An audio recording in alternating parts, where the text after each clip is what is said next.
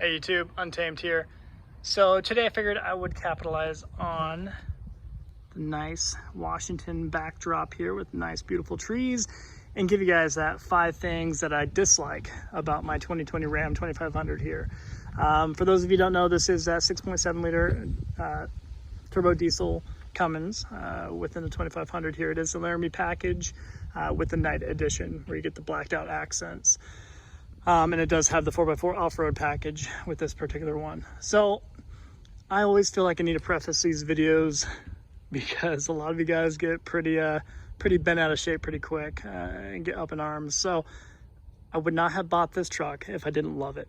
Okay, but I do think it's important from any owner's perspective to be critical of your vehicle that you have and not be a total fanboy over what you have, fangirl what you have too. So because of that, I'm going to give you guys my top 5 things that I dislike about it, okay? And just take them with a little bit with a grain of salt, because again, I love the truck at large. I wouldn't have bought it if I didn't. So, not in any particular order, but I'll kind of start on the outside and work my way in for my top 5 things here. I did do that top 5 things I love about my 2500 here. Feel free to check out that video if you'd like. So, number 1, especially if you have owned a Toyota Tundra in your life, one thing that you will notice right off the bat when you get it behind the wheel of this is the poor turning radius.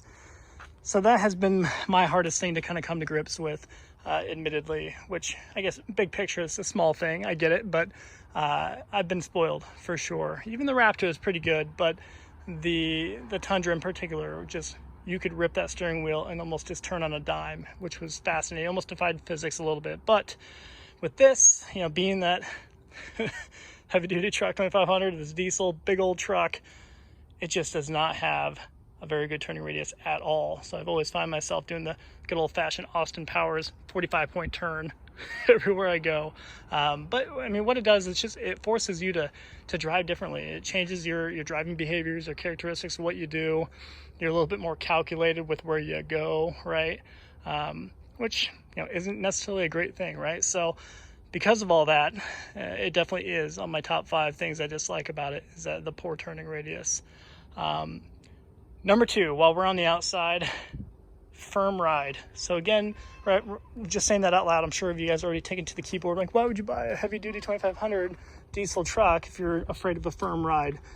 You know, it's built for towing. So absolutely, and that is why it's a firm ride, right? So it is built to tow a lot, right? And whereas that Raptor that I had and that Tundra that I had, they're not by comparison. Obviously they do, and they do very well, both the Tundra and Raptor, but obviously not quite like, you know, a Ram 2500 diesel. I get it. So, but it is something, you know, for the vast majority of the driving that I do personally, it is something that I dislike, something that my wife was quick to point out too.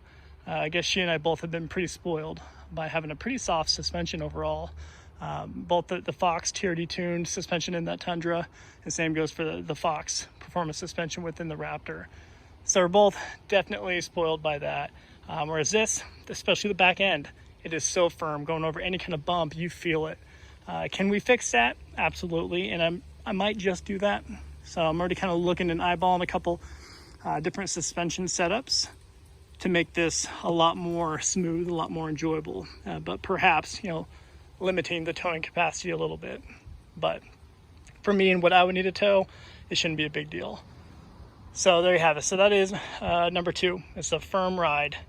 Number 3, again, while we're on the outside, not necessarily a exterior component, but would be the resale value. So the residual value of these is tricky. So I'm kind of going to be speaking out both sides of my mouth a little bit when I tell you this one, because, you know, diesel trucks at large, check out that, a little bit of wind coming through. Wyoming is feeling the moment here. So, you know, diesel trucks at large do a lot better when it comes to resale value, right? You can just, it only takes a couple Google searches to kind of figure that out, compared to the gas counterparts and like the 1500s and whatnot.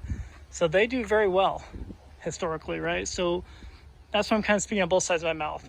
But comparatively to Toyotas and even Raptors, I'll argue, they don't do that well. So especially with these, I mean, diesel trucks at large, there's always some sort of incentive out there, whether it be like $5,000 off MSRP, up to $10,000, sometimes plus, off of the MSRP, depending on the package that you get, right?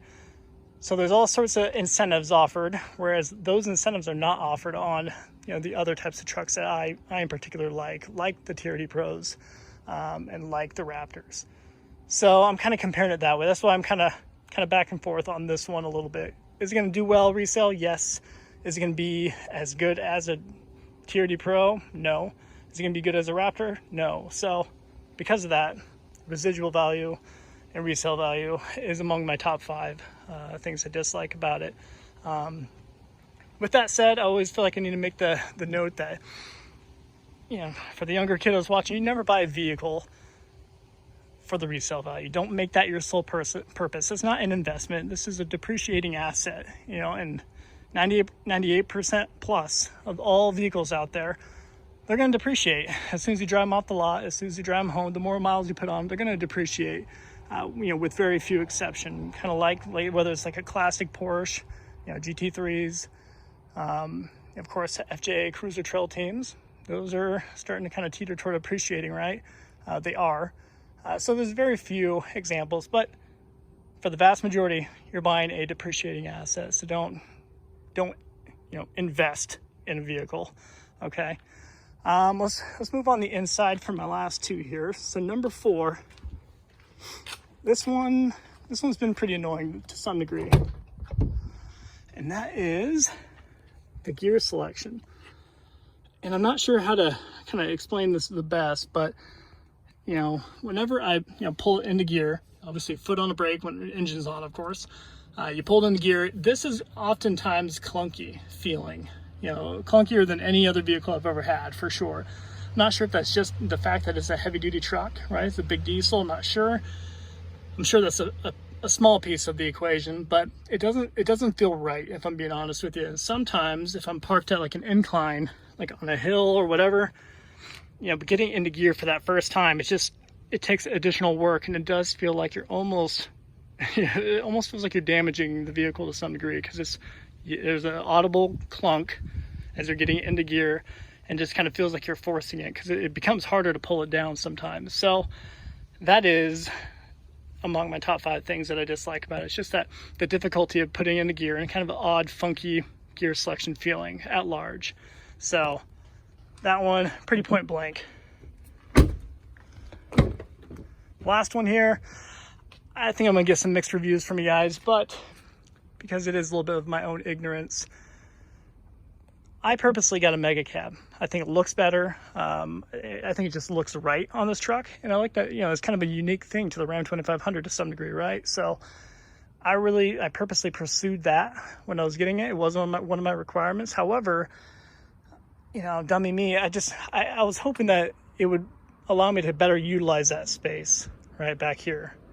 But really what it is it's additional cargo area. And I wish I could show you. I got my car seats in, I'm sorry guys. But behind the seats, you can fold down the seats, okay? So it'll be a totally flat surface right here, which is awesome. A ton of cargo space right here. You can turn it into completely flat, and it goes deeper in here. You know, so you can kind of see, you know, how much deeper it goes, you know, back toward the back end of the truck. So I was kind of hoping that it would be better utilized by being able to kind of pull the seats back deeper into the truck, allowing more space right here, if that makes sense. And again, it's my own ignorance, I get it, but face value, that's kind of what I was thinking, that it could be better utilized that way. So a lot of people, you know, they still do love these. I do too. I like the look of it, but you know, from a functionality standpoint, for me and my family, I think it would have been a little bit better that way, just being able to pull the seat back into that area. Whereas right now, fold it flat, and there's some additional cargo space, little cubbies within the floor that you can utilize. So that wraps up the video here. Again, I'll be ready to take your guys' spears, as always, as I know these videos tend to get a few of you disgruntled, but you know, I mean, that's half the intent. I'm just being critical of the truck here. Do I love it? Yes, absolutely. But again, just to kind of reiterate the 5 things here. So 1 was turning radius. Number 2 was that firm ride, that firm suspension, particularly in the rear, right? And then the third being that resale, that residual value of the truck at large. Number 4 was that gear, the tough gear selection. And then 5 was the functionality of that mega cab there and its overall purpose and function. So there you have it, guys. There's the 5. Take it easy on me, but appreciate you watching as always. Until next time.